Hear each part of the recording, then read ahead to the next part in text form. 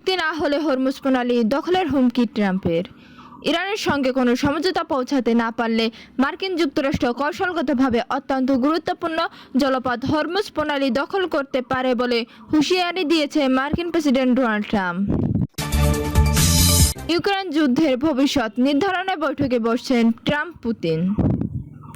Ukraine যুদ্ধ অবসান ঘটানোর কূটনৈতিক প্রচেষ্টার অংশ হিসেবে আগামী 15 আগস্ট মুখোমুখি বৈঠকে বসতে যাচ্ছেন যুক্তরাষ্ট্রের প্রেসিডেন্ট ডোনাল্ড ট্রাম্প ও রাশিয়ার প্রেসিডেন্ট পুতিন।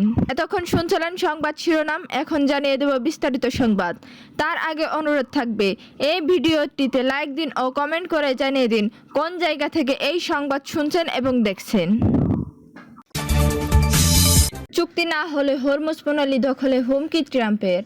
ইরানের সঙ্গে কোনো সমঝোতা পৌঁছাতে না পারলে মার্কিন যুক্তরাষ্ট্র কৌশলগতভাবে অত্যন্ত গুরুত্বপূর্ণ জলপথ হরমুজ প্রণালী দখল করতে পারে বলে হুঁশিয়ারি দিয়েছেন মার্কিন প্রেসিডেন্ট ডোনাল্ড ট্রাম্প। একই সঙ্গে সুইজারল্যান্ডে চলমান শান্তির আলোচনা অংশ নেওয়া ইরানি প্রতিনিধি দলকেও কঠোর ভাষায় হুমকি দিয়েছে তিনি।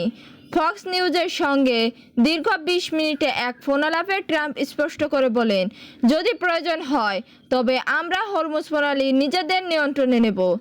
তিনি আরও যোগ করেন, ইরান যদি শেষ পর্যন্ত কোনো চুক্তিতে না আসে তবে ওই পথ দিয়ে চলাচলকারী জাহাজ থেকে যুক্তরাষ্ট্র শুল্ক বা ট্রল আদায় শুরু করবে।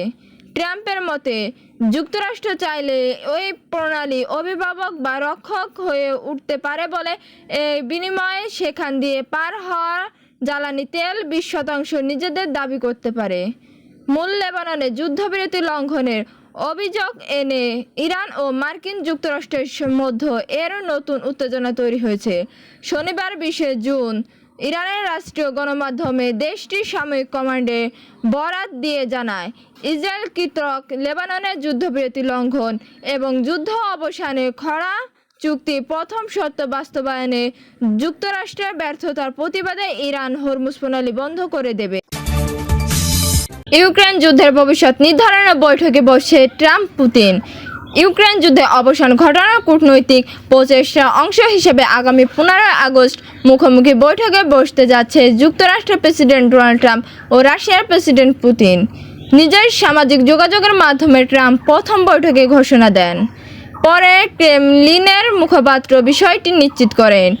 ক্রেমলিনের ভাষ্য অনুযায়ী বৈঠকে স্থান হিসেবে আলাস্কা নির্বাচন করা হয়েছে কারণ এটি রাশিয়ার তুলনায় ভৌগোলিকভাবে নিকটবর্তী, যা একটি যৌক্তিক সিদ্ধান্ত। বিবিসির প্রতিবেদনে এ তথ্য জানানো হয়েছে। বৈঠকে ঘোষণা দেওয়া কয়েক ঘন্টার মধ্যে ট্রাম্প ইঙ্গিত করেন, যুদ্ধের অবসান ঘটাতে ইউক্রেনকে কিছু ভূখণ্ড ছাড়তে হতে পারে। তার মতে, ইউক্রেন পূর্বাঞ্চলের ডনবাস অঞ্চল রাশিয়ার নিয়ন্ত্রণে থাকতে পারে। সমঝোতার সম্ভাবনা রয়েছে। গত শুক্রবার হোয়াইট হাউসের বৈঠকে সময় ট্রাম্প বলেন, আমরা রাশিয়ার সঙ্গে একটি বৈঠক করতে যাচ্ছি। আমরা রাশিয়াকেই দিয়ে শুরু করব। এর আগে ইস্তানবুলে ইউক্রেন ও রাশিয়ার মধ্যে 3 দফা সরাসরি আলোচনা অনুষ্ঠিত হলে যুদ্ধ বন্ধের কোনো অগ্রগতি হয়নি।